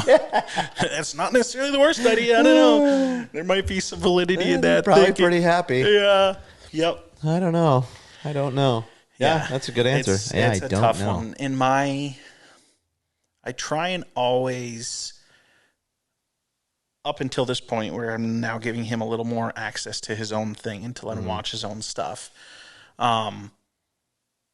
Until that, I tried very much to screen time as a social time of like, we're going to watch something together. We're going to play a game together, that kind of a thing. But there comes a point when like, you have to learn how to navigate it on your own a bit. Yeah, it'd be super that's where vigilant. I feel like I'm a little lost. Right? Like be vigilant to watch. Yep. If you're going to give extra reins, a little bit extra yardstick to play with, like be vigilant to watch the effect. So, I want to be a little careful how much I talk about because he can get a little embarrassed about stuff, obviously. But there's already been, like, almost immediately, there was, like, trying to sneak extra time when, he knew that I shouldn't be. That's every kid with everything. And that's what I told him. Yeah, I was like, how do you think I caught you? That is not exclusive to your how family. How do you think I caught you right away, bud? Like, I was a little kid. I know what the tendencies are. Like, you think you're clever and, like, sneaky. You're not. Right. Like, I already know what your tendencies are going to be before they happen. So, but, immediately. Immediately. But those are the kind of issues, like, I want to come to the surface. So, like, for me, I was glad because there was no, again, going back to disciplining, and I wasn't angry. I wasn't upset. I literally, like, this was what the outcome was that I wanted in a way. Obviously, I'd love him to be perfect and to never struggle or never have any, problem. But I knew there was going to be, and that is why I'm giving access and watching it so that I can be like, hey, here's a problem. If you're trying to sneak away, that should be for you. If you feel that, like, oh, I want to sneak, I want to do whatever, like, immediately that should be a red flag in your own mind, like, what's going on? What I'm trying to do is not going to be beneficial, And then that comes with the conversation of the reason I'm doing this is because you need guardrails put up for your own benefit because you're not old, you're not big enough or developed or strong enough to combat this on your own. I hate to reference this almost back-to-back episodes because I'm not sure when this will release, but I was just talking with Tyson about a Carrie Herbine quote that he actually quoted from somebody else about actually managing employees. I think it actually fits here. And I never really thought about it in a parenting context before. But the difference between controlling results versus influencing thinking. Yeah. Because that's kind of the goal for parenting too, right? Exactly. Because the more you control results doesn't help them at all. Right. The more you can influence their thinking. Right. Right now I can 100% control how much time he spends on a device. It's not hard for me to do. I own all the devices. I can lock them all down. I can put on all the safety features. I can do all of that. It's not going to help him learn how to do anything on his own at all. Yeah. And so then where does that leave you, and what's actually the benefit? And living in a technology age, which we are absolutely in the middle of, or at the beginning of. Yeah. We've come a long way in 20 years in technology, but it's crazy. Like, we're probably just about to, who knows? Yep. We're not even scratching the surface of what we can do. There's more and more. So like you also have to be prepared for that. And you don't want your child to be like not knowing how to use any technology ever. Yeah. So like typing and using a phone and being able to communicate through email, and like those are important life skills. They need to be taught. Yep. Yeah, a generation ago. That's 2 generations ago. Well, yeah, a generation ago. Yeah. Like my dad growing up in the 60s, like there's no internet. There's no texting. Right. We'll talk to you when we talk to you. There was some kids that learned typing and stuff in school, and like because of typewriters and whatnot, like that was becoming more of a thing. Right. But it was all cursive still. It's all writing cursive and right. Yeah. Yep. We're in a treacherous place with navigating all this, and it takes vigilant parents who are on top of this stuff. Yeah. And I think again it comes down to you have to be intentional and you have to do your best and know when you don't know and say I don't know, I'm going to have to try and figure it out and work through it as a family, which means communicating and being open and honest and being like, hey, this is talking with him and being like, hey, this is what I'm afraid of. Because if they know, like, hey, this is what dad's concern is, like, That's different than just being like, oh, I'm so upset about whatever. But if I can communicate, hey, I'm worried about this for you because I know what it can do, then it gives them a chance to be like, hopefully see into my psyche a little bit and hopefully get a little more of an understanding of what is important from that. I don't know. Which takes relationship and trust. Like if that's not already there, built in, then they're not going to take your opinion seriously at all. Yep. And the way that you do that, you show them love, you show up, you do the hard work, you're constantly aware, you're constantly working on things, you're apologizing when you screw up, you're showing them the world in a cautious and a productive manner. Like all of these are hard things. It was interesting. So I like what you said, apologizing when you mess up. So last year, Champion played baseball for the first time. And I had wanted to play ball and ultimately had made my own decision not to play ball. When you were growing up? When I was growing up. I brought it to my dad. I was like, hey, I'd like to play Little League. And he was like, all right, let's think about it. And you pray about it and we'll decide together. And so he didn't tell me no, but I knew that it wasn't what he wanted or what he could even facilitate at that time. And ultimately, I decided not to play. And I've always felt pretty good about that decision. I was pretty clear on why I decided to. Felt like it just wasn't for me at the time and whatnot. But I still, even though I made the decision, it was always something I would have enjoyed doing. And I knew that I would have enjoyed doing it. And so when he got to the point where he was able to do it and taking him to games and taking him to practices and doing the stuff, there was just different stuff that started coming up in me of like, I was upset for no good reason about some little thing. Him forgetting to bring his cleats, him leaving his glove out in the rain, stuff that ordinarily would not make me very upset. And I was like super, super ticked. And like, there's probably 3 or 4 different like little things like that I kind of freaked out on him about way more than I normally would. And all of a sudden I realized, it's like, oh, I'm a little bummed because I'm getting to watch him enjoy and do this thing that I wanted to do, but ultimately chose not to do. But because of that, like there's something going on. And so the one ride to one of the games or practice or whatever is like, hey, bud, I'm sorry. Like I've overreacted here and here and here. And I said, I think part of it is because I always wanted to play, didn't get the chance to. And so it was a bummer. And man, that was tough to do. And like, but I could tell that impacted him. And like what could have been something that was obviously was negative, like my attitude, my stuff, it was not positive in those moments. And it could have really put a wedge in that activity for him and I. But because I was able to be humble and be like, hey, I'm sorry, I messed up here. And I'm feeling not okay, and I'm going to try and do better. Even just having that conversation, then from there on out, I don't think I really freaked out about anything again after that. That was really it, just being open and communicating.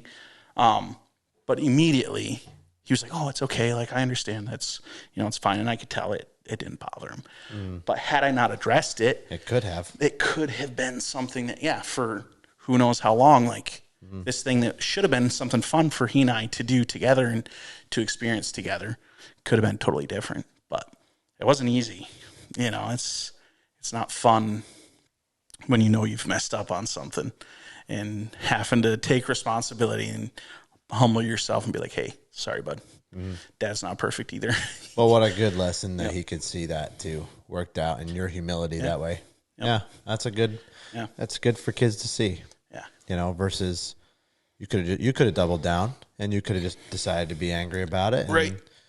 And then imagine how much maybe he doesn't like baseball anymore. And I don't know if I've met a kid in a long time who likes baseball as much as he does. Goodness. I love it, man. I love it. Anytime I'm playing or whatever, he's like, "Oh, what position you play? Oh, you guys got a game going on? How are the Yankees doing?" And I'm like, "Well, they're doing better than Toronto, so it's okay." But no, that's really good, man. That's introspective stuff. That's emotional intelligence. Yeah, played out in real time. That's great. There's Yeah, you don't have those moments all the time, but I think it's important when you do have them to be like, hey, be real about it. Be open about it. Yeah. Well, we want our kids to think that we're Superman, and like, that's built in us. Yep. That's what we want. Yep. But vulnerability isn't weakness. Yeah. Not if it's done the right way. Yeah. And I think that's important for kids to know. Yeah. So, okay, shifting gears a little, real quick, because we were talking about technology. Have you played around with ChatGPT at all? Okay. So we talked about this, me and you, the other day at my house. We talked about it. Yeah. And the other day, like a month ago, probably. Yeah, the other day. Yeah, probably it was a month ago, a month and a half. It might have been like a month and a half ago because oh my goodness. I know that I used it in like the next 3 or 4 days. I used it in my business. What do you think? Identify some fonts to figure out. And it was funny because it ended up, I used ChatGPT, pulled it up, and it got me heading down the right path to then Google the correct thing, and I found it because ultimately it didn't quite get me there, but it got me to Google with the correct questions on Google to find ultimately what I needed. Okay. And it got me a website as well that I wouldn't have known about. And so, it was really neat. Do we have I haven't used it much. Do we have a definition problem with AI? Because I feel like artificial intelligence kind of suggests like a autonomous being that's generating information by itself. Right? When you think of artificial intelligence, you'd think of like something that is writing something on its own, not pulling it from somewhere else like a program would. Right. Which it is and it isn't. That's the thing. Like, that's the intelligent part, is it takes bits and pieces from here and from here and from here, and then it can spit out a report or a whatever. Yeah. Well, like, I guess, maybe intelligence kind of like implies sentience somehow. It's definitely not sentient. But like, you know what I mean? There's some weird people out there that want to think that it is a little bit, but that's a whole nother strange... Yeah, there's something about when you say artificial intelligence, my mind goes to like something that will rewrite itself to be better or will make its own decisions. Right. And I'm not sure if, at least on the public sphere, that's not available yet, because ChatGPT to me is a wicked fast computer that scans the internet and gives it to you in however form you want it. And that seems to me like a very high functioning software program. Yep. Right. Versus like, for me, like, I think of it as a search engine. It's just way better at its job. Yeah. It's incredible. Yeah. I don't want to downplay ChatGPT because like, it's nuts. So, and it's nuts. Like, I use it a fair bit. Yep. I don't use it really much for the podcast, but I use it for work. Like if I'm composing an email that I want to sound better, or I want it to be more concise, or to lay out better, or grammatically correct. That is the one part that I'm a little worried about. And like, you can get that way with your computers and your, what is it? Spell checks and whatever. And it's like, oh, actually, I don't know how to spell that word anymore. Right. But is it really that does it matter? I was going to say, for me, it's a savior, because I was never going to be able to spell anyways. And I was never going to, like, my grammar and my stuff has gotten better since high school. Like, I have grown, but I came out of high school with a very low level understanding of spelling and grammar. Yeah. Terrible. English language absolutely is a mess. Terrible. And so for me, those tools are very valuable. Savior. Yeah. Like, I wouldn't be able to, especially if you're in the business of it. I shouldn't say I wouldn't be able to function, because you would. It just, there'd be a whole lot more people reading my emails going, this guy's a friggin' idiot. Like, they probably already think that a little bit, but it'd be way worse. Sure. Like, I can at least spell check and make sure that stuff is spelled correctly. Grammar, it does a decent-ish job. Spell check does a decent-ish job. But I should probably run more stuff through ChatGPT and that kind of thing for my emails. Yeah, and it's super helpful. It's kind of crazy how accurate, like, some of the, like the other day I wanted directions on building a deck, because I'm going to be building a deck here soon. Like, and I wanted it specific to my region for pricing reasons. Yep. Unbelievable. Step by step, codes, pricing for my area, and then like laying out exactly what you need to do. And it was like a little bit like, whoa. Yep. Yeah, it's amazing the stuff you can learn. YouTube, ChatGPT. If you have questions about literally anything, they're both on there. Yeah. Amazing how many times I've had to assemble something. I'm like, I'll just go to YouTube. I'm a visual learner anyway. Yeah. Like, I don't want to read the instructions and get something wrong. There's not very many things that I do without going on and looking stuff up. Okay. In fairness, instructions most of the time are terribly done.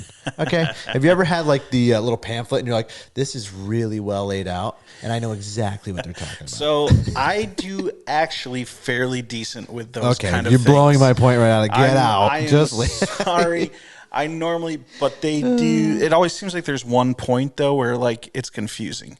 Yeah. But normally it's like one little thing and then I get past it. I'm good. But I normally do pretty good with like buy a desk and put it together like step by step. Those always make sense to me pretty good. I normally don't struggle with them too much. But I enjoy the struggle of those because it's like a puzzle that you have to put together.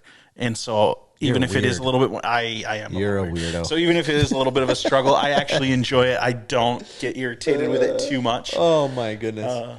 It's probably because I'm like 10 times faster too when I can see it done.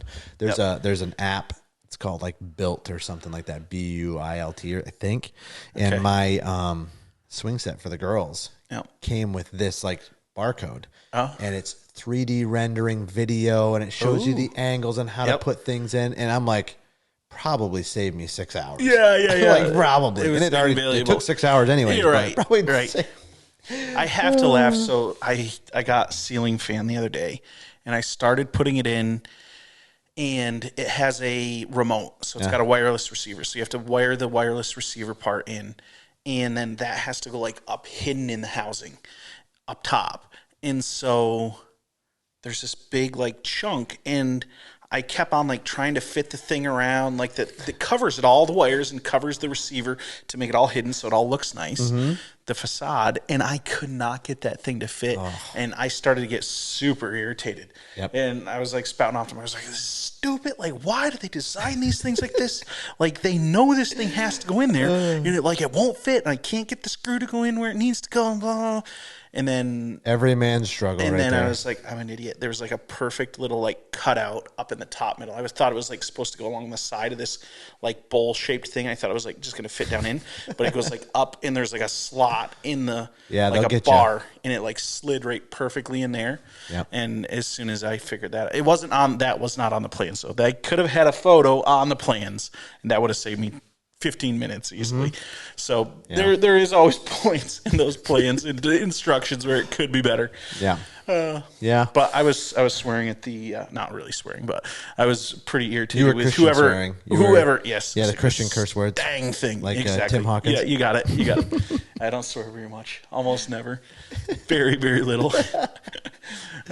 It's very interesting. You ever notice how if you don't swear, people around you that do swear start to swear less when they're like with you. Not necessarily if there's another person in the group that they swear back and forth with normally. I'm sure you ran into this probably on the job with different people that you worked with and stuff. But then like if they're just one-on-one with you though, all of a sudden the language like clears up. There was a coworker of one of my brother-in-laws one time that like, man, he made swearing nearly an art form. It was amazing. It's like his whole vocabulary. It was like, I mean, on one hand, it was absolutely ridiculous. It was just like, Lord help us. But on the other hand, it was like, it's almost impressive how crazy this is. It's literally like every almost took easily 2 or 3 swear words per sentence. Easily. Wow. Like, I don't think he could say a sentence without a swear word. not exaggerating. You just malfunctioned.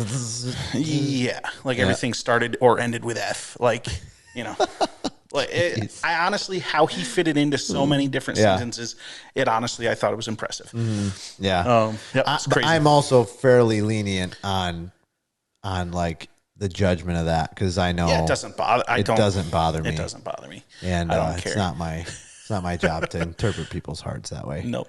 Unless it's directed at me, that's a little bit different story. I'm sure you got that on the police force a lot. Oh my goodness! Like from the public, you mean? I bet. Yeah, like every day, nonstop.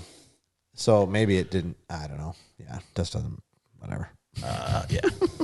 Okay, you talked about gaming, so let's wrap up on that a little bit. Let's wrap up. So I've moved on from Farming Simulator. Oh my gosh, I forgot we talked about that. I haven't touched Farming Simulator in months now. We talked about time management last. Yep, time management, Farming Simulator. So I haven't been playing that, but I got into Minecraft. Game. Okay, but that's the worst game for time management, I think. Yeah. Farming Simulator? Like, how do you play Farming Simulator for less than 6 hours at a time?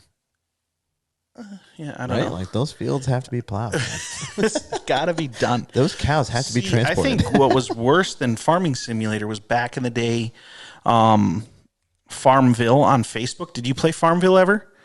Yeah, buddy. That was worse because that was like your fields would be ripe, and then you have to harvest them in a certain amount of time. And if you don't, they will spoil. So you have to get back on, and you have, depending on the crop. So if it was like a 4-hour crop, you had 2 hours to harvest it. But if it was a genius coding thing to keep retention. If it was a 15-minute crop, though, then you only had like 8 minutes because you have like half the amount of time to harvest it once it's done. That is just, that is genius coding. Oh, yeah. Like, let's see how we can keep them on the platform the longest and forever. So that, for me, that was Facebook, right?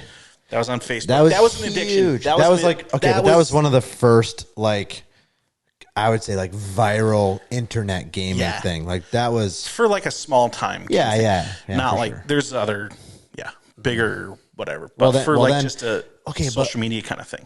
Yeah, well, think about it this way. Like, that seemed to, like, bridge the gap between internet on your cell phone in the form of Facebook games to apps. And once apps started to become more like, oh, there's gaming apps for your phone, then it took over, and then just kind of Farmvilles and stuff. Like, there's all kinds of games for that. There's a lot of different stuff. But, right, like, probably when Farmville was around, it wasn't like you could just click on, like, Clash for Clans or whatever it was. You know? Right, probably. Yeah, I don't know when. I never played Clash of Clans. Yeah, my police department was huge into that. They were big into that. Okay. Dude, I couldn't spend the time on it. I would. That's so funny. Yeah, they probably all had it like on their phones and stuff. So when they're sitting around, not doing anything, you just Same idea though. Same idea. But yeah, I never did Clash of Clans. But yeah, I had to. So Farmville, I had to just give it up. At one point, I was just kind of like, I did like a week-long fast because it's like I should just give this up for a week. And then at the end of the week, I was like, I can't go back to it. That was fun while it lasted, but it's done. So I've been playing Minecraft. Do you ever play Minecraft? No. Dude, it's fun. You just build stuff? What is Minecraft? It's amazing. To the layman's term, which, I'm about it. I don't know how they call it like a sandbox game because you can sort of do anything. Okay. But yeah, you can build, like, you can go on adventures. Like, each world is its own, like, separate set of hills and valleys and streams and mountains and caves to explore.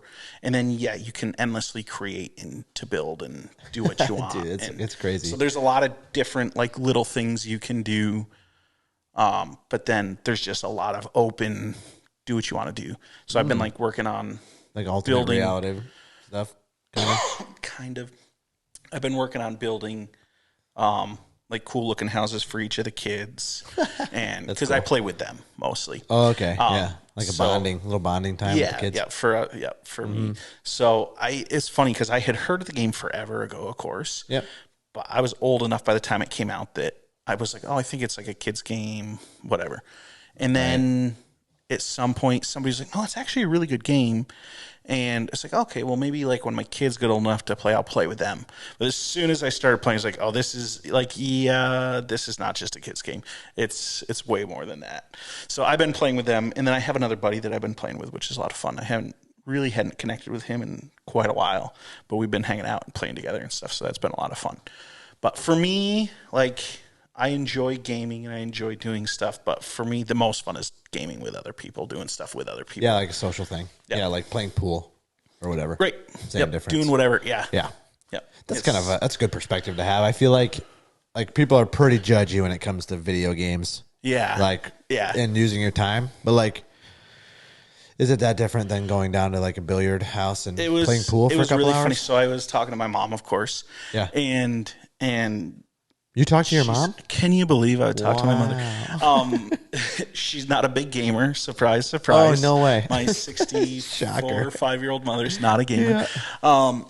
But she was saying something to me about like, explain this to me or whatever. Like, why is it good? Yeah. Because I'm like, video games aren't what you think. Like, they can be good. And so she's like, explain it to me. It's like, okay, so if I went home every day after work and I spent 2 hours playing board games and card games with my kids, you would give me a Father of the Year award, right? If I spent 2 hours specifically playing games with my kids every day when I got home from work, you'd think that was amazing. Why not if I'm spending 2 hours playing a video game with them? Mm-hmm. Like, we're hanging out, we're talking, we're interacting, we're building stuff together, we're going on adventures together, we're having fun together. Mm-hmm. What is wrong with that? And she's kind of like, okay, like I kind of understand that a little bit. Yeah. But it's an old school mentality too. It is. When video games first came out, and the big thing was like they're rotting your brains, like they're gonna make you dumber. And now the data is coming out, like it might actually make you a little smarter. Yeah, it's good for a few different things. Yeah. Like it can, and as long as you keep the side effects, like as long as you keep it into perspective and you can manage it well, where it doesn't get out of, because it's such a thing. It can be addicting. It's such 100%. A thing that can be so misused and abused, and you can become completely addicted and beholden to it very fast. So that's something to keep an eye on. And I can feel those, like when I get a new game that I really love, like I want to do that more than I want to do anything else. Yeah. And so I have to pull back and be like, okay, we're going to do a different activity. We're going to do this. We're going to do that. Interesting. But it's 100%. I can understand how people could just be sucked in and never come back out, and just be like, this is my whole life is this thing. And how destructive that is. Yeah. Because it's not like if you get to that point, there's really zero benefit and like negative. Yeah. I wouldn't say negative benefit, but definitely negative effects where like it can sideline you from life. Sure. Maybe forever. Sure. Yep. Yeah. Yep. And as soon as it becomes a part of your identity. I saw somebody the other day talking about it, and I think they said it becomes an issue for about 10% of young men. Okay. So, where they have to be like, probably, deal with it. Because there's probably going less to be than problems. I thought. Yeah. That's surprising. 10%. I would have said it was probably higher than that. But I guess at some point life kind of hits you, and like for me, I would enjoy it. I just don't have the time. Like it's, the more responsibilities I have, and running a company and having a family and running a podcast and all the other stuff, taking care of my home, and like I really just don't have time for it, and it's a bummer. And maybe someday I'll have more time and can pass time that way. But I do a lot of other things. I play ball. I travel. So like I don't. It's funny. I don't miss it, which is probably good. Yeah. But I do enjoy it. Like when we have our little Halo 2 get-togethers, the retro fun. Halo 2. It's fun. But it's more fun when you do it with other people. It's funny. Yeah, even so the Halo 2, George's come over different times, and we played a bunch. He's come over the most. And like the first few times we had several different guys come over. And so like it's a good group of us, and that was super fun. But then as it's like less and less guys, and we're trying to like play online with other people we don't know and stuff, for me the fun value goes down pretty quick. It's fun if we have a good group. If it's just a couple of us and then we're just playing with other people online, it's not the same. Doesn't do it. Yeah, it's not the same. Yeah, that makes sense. Yep. Well, what else is next for you, man? So I don't know, still trying to decide what I want to do with my YouTube. I think I talked about a little bit last time I was here. Like how much time and effort do I want to keep putting in? Yeah. And I just am coming off. I'll have a video going out tomorrow, but I haven't had a video going out for, I think, 3 weeks or 4 weeks. Shout out to the Gravestone Pros. Gravestone Pros. So I pretty much took July off, and we'll get back at it here again. And I think I'm probably, I think I talked about, been trying to be really consistent with my uploading every week. And if I don't hold to that Friday upload at 6 o'clock or have it ready for 6 o'clock, like if I let that go very quickly, I'm like, oh, it's not quite done yet, I want to work on more, or I just don't feel like working on it. So as soon as I go a couple weeks and I don't do it, it's like, do I really want to keep going? What do I want to do? So I'm back at it, back going, but I think I need to just build in maybe a month in the summer, a month in the winter that I just take off and just say, like, I know a lot, I was thinking about it the other day, people do seasons Like even on their YouTube channel, they'll be like, the new season's coming up with whatever. And like, so that's a good idea. Building yourself in a break, because with social media and content creation, there kind of is no off ramp. Like it's just kind of a go. Right. So especially if you're, if your plan is to use it as a business and, kind of generate revenue. Right. Yeah. Yeah. If you want to go, like, more content is always more better. Yep. Always more better. I was watching a short the other day, and the guy was talking. He's like, you should be doing 100 pieces of content a week. And I'm like, yeah, dude, you are on crack cocaine. Yeah. Mm-hmm. It's probably it's probably Alex Hormozy. Do you know that guy with a big beard? Like long hair, kind of longish. Like I'll show you a picture. Tech CEO guy, sort of. He kind of built up his brand on gyms. Let me see. I don't know if I'm talking about the same guy. I wonder if it is. He's like this guy. Yes, 100%. Yeah, you know it. I saw the same short. Yeah, Alex Hormozy. Yep. Yeah, he does. you should be uploading. I'm like, yeah, that's right, close to in line with he doesn't the have guy. any kids, by the way. So there you go. Yeah, but let me tell you something about him. I'm sure it would work. No, but I'm not saying he's wrong as far as like if you want it to do well and like make it a business and like you're a young guy and like go for it.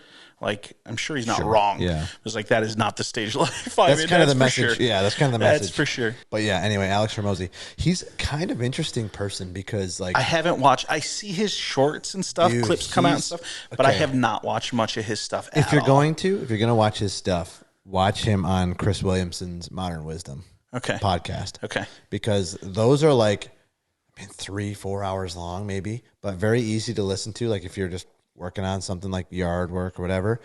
And like he's a pretty thoughtful guy. Yeah. Like some of his quotes will like hit you right in the jaw. Good stuff. And you're like, oh, yeah, okay. And he puts them out on Twitter, and it's kind of like his thing. Like he wants to be a writer, and he is a writer. Okay. Writes books and pretty inspirational guy. But a lot of his quotes are like, never thought about it that way. That's a really good way to think about it. There's a lot of guys like that that are really good. I love, though, there was somebody that was I can't remember who it was, but it was basically like, I have 3 days in every day. My first day starts at 6 a.m. and it's from 6 to noon. My second day is from noon to 6. My third day is from 6 to 12, and then I sleep. And then there was a guy that like he like stitched into it or whatever. He's like, hold on though. For me, I have 24 hours in a day. Dude, I know my exactly first the guy. day goes from 1 a.m. to 2 a.m. That's my first day. And I don't know if you don't have that, oh my gosh, dude. Dude, I know exactly the guy you're talking about because I follow him. I follow him on Facebook. And when I started following him, he had like, I don't know, less than 1,000. Okay. And he's doing a lot better now. But that's what he would do. He'd be like, just making fun of What's all wrong of with you these guys? like hyper successful, crazy.